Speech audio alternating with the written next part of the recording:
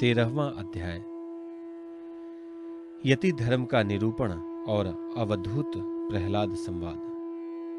नारद जी कहते हैं, धर्मराज, यदि वानप्रस्थि में ब्रह्म विचार का सामर्थ्य हो तो शरीर के अतिरिक्त और सब कुछ छोड़कर वह संन्यास ले ले तथा किसी भी व्यक्ति, वस्तु, स्थान और समय की अपेक्षा न रखकर एक गांव में एक ही रात ठहरने का नियम लेकर पृथ्वी पर विचरण करे। यदि वह वस्त्र पहने तो केवल कौपीन, जिससे उसके गुप्त अंग ढक जाए, और जब तक कोई आपत्ति न आवे तब तक दंड तथा अपने आश्रम के चिन्हों के सिवा अपनी त्यागी हुई किसी भी वस्तु को ग्रहण न करे।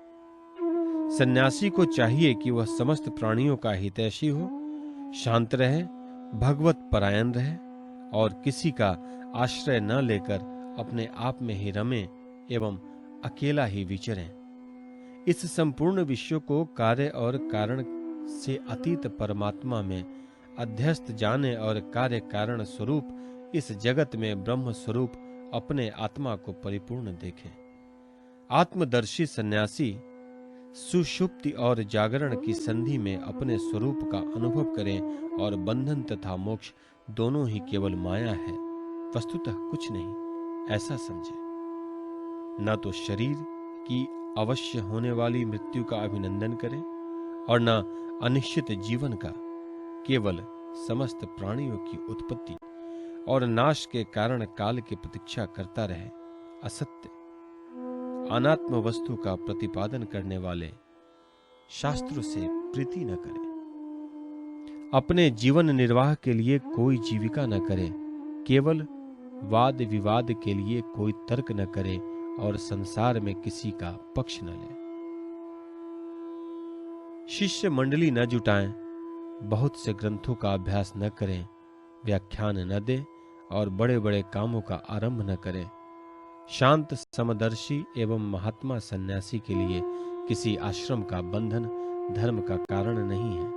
वह अपने आश्रम के चिन्हों को धारण करे चाहे छोड़ दे, उसके पास कोई आश्रम का चिन्ह न हो, परंतु वह आत्मानुसंधान में मग्न हो तो अत्यंत विचारशील, परंतु जान पड़े पागल और बालक की तरह वह अत्यंत प्रतिभाशील होने पर भी साधारण मनुष्यों की दृष्टि से ऐसा जान पड़े मानो कोई गूंगा हो। युधिष्ठिर, इस विषय में महात्मा लोग एक प्राचीन इतिहास का वर्णन करते हैं। वह है दत्तात्रेय मुनि और भक्तराज प्रहलाद का संवाद। एक बार भगवान के परम प्रेमी प्रहलाद जी कुछ मंत्रियों के साथ लोगों के हृदय की बात जानने की इच्छा से लोकों में विचरण कर रहे थे। उन्होंने देखा कि सह्य पर्वत की तलहटी में कावेरी नदी के तट पर पृथ्वी पर ही एक मुनि पड़े हुए हैं।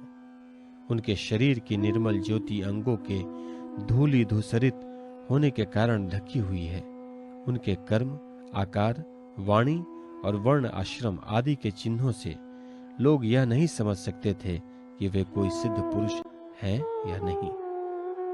भगवान के परम प्रेमी भक्त प्रहलाद जी ने अपने सिर से उनके चरणों का स्पर्श करके प्रणाम किया और विधि पूर्वक उनकी पूजा करके जानने की इच्छा से यह प्रश्न किया, भगवान, आपका शरीर उद्योगी और भोगी पुरुषों के समान हृष्ट-पुष्ट है। संसार का यह नियम है कि उद्योग करने वाले को धन मिलता है, धन वालों को ही भोग प्राप्त होता है और भोगियों का ही शरीर हृष्ट-पुष्ट होता है, और कोई दूसरा कारण हो ही नहीं सकता। भगवान, आप कोई उद्योग तो करते नहीं, यूं ही पड़े रहते हैं, इसलिए आपके पास धन है नहीं, फिर आपको भोग कहां से प्राप्त होंगे? ब्राह्मण देवता, बिना भोग के ही आपका यह शरीर इतना हृष्ट-पुष्ट कैसे है? यदि हमारे सुनने योग्य हो तो अवश्य बतलाइए। आप विद्वान, समर्थ और चतुर हैं। आपकी बातें बड़ी अद्भुत और प्रिय होती हैं। ऐसी अवस्था में आप सारे संसार को कर्म करते हुए देखकर भी संभाव से पड़े हुए हैं, इसका क्या कारण है?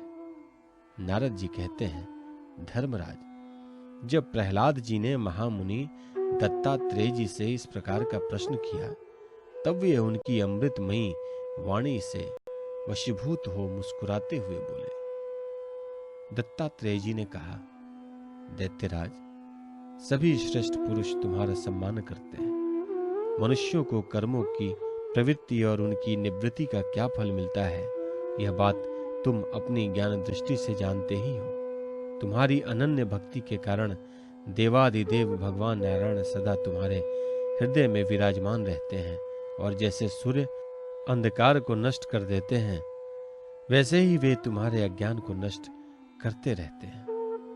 तो भी प्रहलाद, मैंने जैसा कुछ जाना है उसके अनुसार मैं तुम्हारे प्रश्नों का उत्तर देता हूं, क्योंकि आत्मशुद्धि के अभिलाषाओं को तुम्हारा सम्मान अवश्य करना चाहिए। प्रहलाद जी, तृष्णा एक ऐसी वस्तु है जो इच्छानुसार भोगों के प्राप्त होने पर भी पूरी नहीं होती। उसी के कारण जन्म मृत्यु के चक्कर में भटकना पड़ता है। तृष्णा ने मुझसे न जाने कितने कर्म करवाए और उनके कारण न जाने कितने योनियों में मुझे डाला। कर्मों के कारण अनेकों योनियों में भटकते भटकते दैववश मुझे यह मनुष्य योनि मिली है, जो स्वर्ग, मोक्ष, त्रियज्ञोनि तथा इन मानवादेह की भी प्राप्ति का द्वार है। इसमें पुण्य करे तो स्वर्ग, पाप करे तो पशु पक्षी आदि की योनि, निवृत्त हो जाए तो मोक्ष, और दोनों प्रकार के कर्म किए जाएं तो फिर मनुष्य योनि की ही प्राप्ति हो सकती है।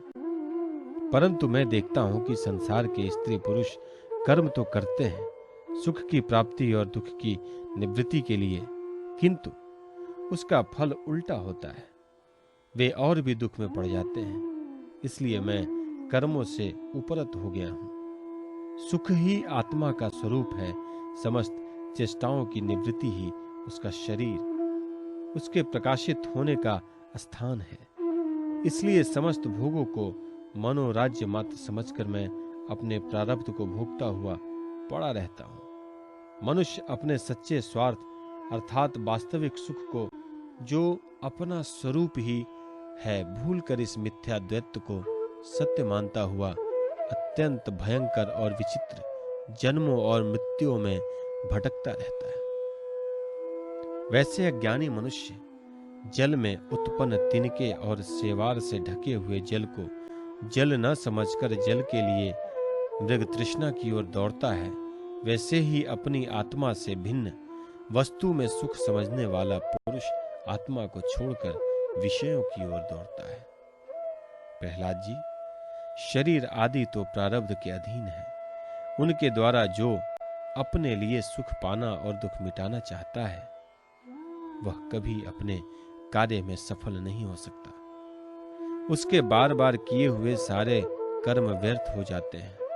मनुष्य सर्वदा शारीरिक, मानसिक आदि दुखों से आक्रांत ही रहता है। मरणशील तो है ही। यदि उसने बड़े श्रम और कष्ट से कुछ धन और भोग प्राप्त कर भी लिया है तो क्या लाभ है। लोभी और इंद्रियों के वश में रहने वाले धनियों का दुख तो मैं देखता ही रहता हूं। भय के मारे उन्हें नींद नहीं आती। सब पर उनका संदेह बना रहता है। जो जीवन और धन के लोभी हैं, वे राजा, चोर, शत्रु, स्वजन, पशु पक्षी, याचक और काल से, यहाँ तक कि कहीं मैं भूल न कर बैठूं, अधिक न खर्च कर दूं, इस आशंका से अपने आप से ही सदा डरते रहते हैं। इसलिए बुद्धिमान पुरुष को चाहिए कि जिसके कारण शोक, मोह, भय, क्रोध, राग, कायरता और श्रम आदि का शिकार होना पड़ता है, उस धन और जीवन की स्पृहा का त्याग कर दे। इस लोक में मेरे सबसे बड़े गुरु हैं अजगर और मधुमक्खी। उनकी शिक्षा से हमें वैराग्य और संतोष की प्राप्ति हुई है। मधुमक्खी जैसे मधु इकट्ठा करती है, वैसे ही लोग बड़े कष्ट से धन संचय करते हैं, परंतु दूसरा ही कोई उस धन राशि के स्वामी को मारकर उसे छीन लेता है। इससे मैंने यह शिक्षा ग्रहण की है कि विषय भोगों से विरक्त ही रहना चाहिए। मैं अजगर के समान निश्चेष्ट पड़ा रहता हूं और दैववश जो कुछ भी मिल जाता है उसी से संतुष्ट रहता हूं, और यदि कुछ नहीं मिलता तो बहुत दिनों तक धैर्य धारण कर यूं ही पड़ा रहता हूँ। कभी थोड़ा अन्न खा लेता हूँ तो कभी बहुत, कभी स्वादिष्ट तो कभी नीरस, बेस्वाद और कभी अनेकों गुणों से युक्त तो कभी सर्वथा गुणहीन। कभी बड़ी श्रद्धा से प्राप्त हुआ अन्न खाता हूँ तो कभी अपमान के साथ और किसी किसी समय अपने आप ही मिल जाने पर, कभी दिन में कभी रात में और कभी एक बार भोजन करके भी दोबारा कर लेता हूँ। मैं अपने प्रारब्ध के भोग में ही संतुष्ट रहता हूँ, इसलिए मुझे रेशमी या सूती, मृगचर्म या चीर, वल्कल्य या और कुछ जैसा भी वस्त्र मिल जाता है वैसा ही पहन लेता हूँ। कभी मैं पृथ्वी, घास, पत्ते, पत्थर या राख के ढेर पर ही पड़ रहता हूँ तो कभी दूसरों की इच्छा से महलों में पलंगों और गद्दों पर भी सो लेता हूँ। दैत्यराज, कभी नहा धोकर शरीर में चंदन लगाकर सुंदर वस्त्र, फूलों के हार और गहने पहन रथ, हाथी और घोड़े पर चढ़कर चलता हूँ तो कभी पिशाच के समान बिल्कुल नंग धड़ंग विचरता हूँ। मनुष्यों के स्वभाव भिन्न भिन्न होते ही हैं, अतः न तो मैं किसी की निंदा करता हूँ और न ही स्तुति करता हूँ। मैं केवल इनका परम कल्याण और परमात्मा से एकता चाहता हूँ। सत्य का अनुसंधान करने वाले मनुष्य को चाहिए कि जो नाना प्रकार के पदार्थ और उनके भेद विभेद मालूम पड़ रहे हैं उनको चित्तवृत्ति में हवन कर दे। चित्तवृत्ति को इन पदार्थों के संबंध में विविध भ्रम उत्पन्न करने वाले मन को सात्विक अहंकार में और सात्विक अहंकार को महतत्व के द्वारा माया में हवन कर दे। इस प्रकार ये सब भेद विभेद और उनका कारण माया ही है ऐसा निश्चय करके फिर उस माया को आत्मानुभूति में स्वाहा कर दे। इस प्रकार आत्म साक्षात्कार के द्वारा आत्म स्वरूप में स्थित होकर निष्क्रिय एवं उपरत हो जाए। प्रहलाद जी, मेरी यह आत्मकथा अत्यंत गुप्त एवं लोक और शास्त्र से परे की वस्तु है। तुम भगवान के अत्यंत प्रेमी हो, इसलिए मैंने तुम्हारे प्रति इसका वर्णन किया। नारद जी कहते हैं, महाराज, प्रहलाद जी ने दत्तात्रेय मुनि से परमहंसों के इस धर्म का श्रवण करके उनकी पूजा की और फिर उनसे विदा लेकर बड़ी प्रसन्नता से अपनी राजधानी के लिए प्रस्थान किया।